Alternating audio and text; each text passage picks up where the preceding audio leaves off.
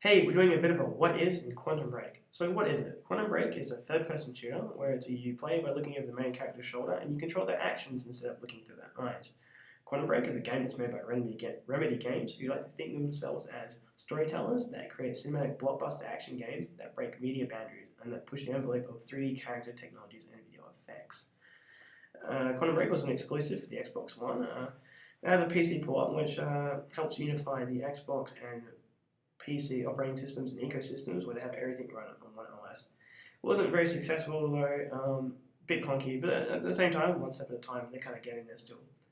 The interesting thing about Quantum Break is the game that is always online. We have to stream pretty much all of the game, so you really need to have a good internet connection to enjoy this game.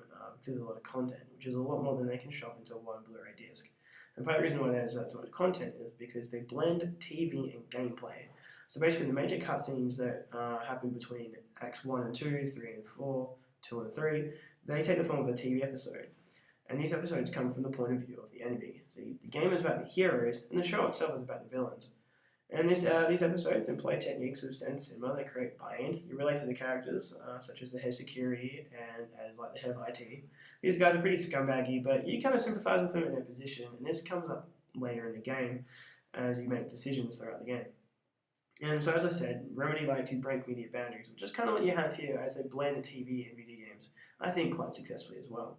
So what's happening in Quantum Break? So you, this guy called Jack Joyce, and your friend Paul has built this time machine that's been developed from your brother's research. You got to test it, but everything's kind of gone like horribly wrong, and so in testing it, the time machine explodes, you fracture time, and it's kind of weird, so time will periodically freeze. So Paul flees into the past, or sometime, past or present, future, and you're kind of stuck here in the present in 2016. You escape what's happening then and there, and you go about trying to fix time, and in the process you go against this company called Monarch Solutions. Interesting enough, this company is something that Paul has built to do the same thing, that is to fix the end of time.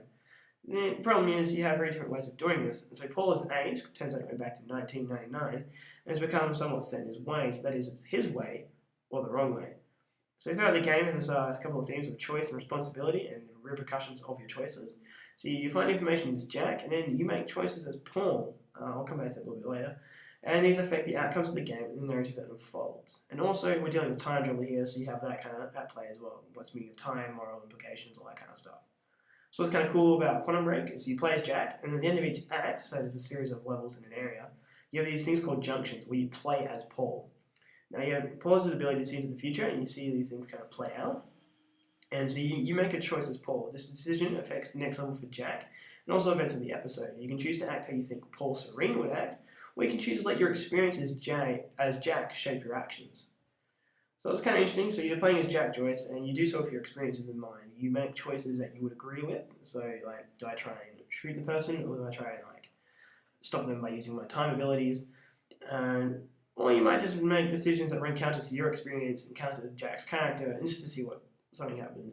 And it's kind of the same thing at play when you make decisions as Paul Serene.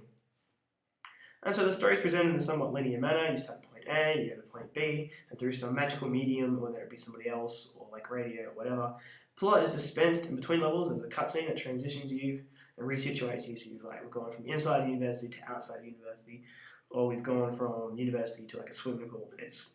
So they kind of stand in the fair there. And as you play the game though, throughout each level, there are extra pieces of information that deepen the narrative. I mean, the collectibles. You have small things that expand the world of the game.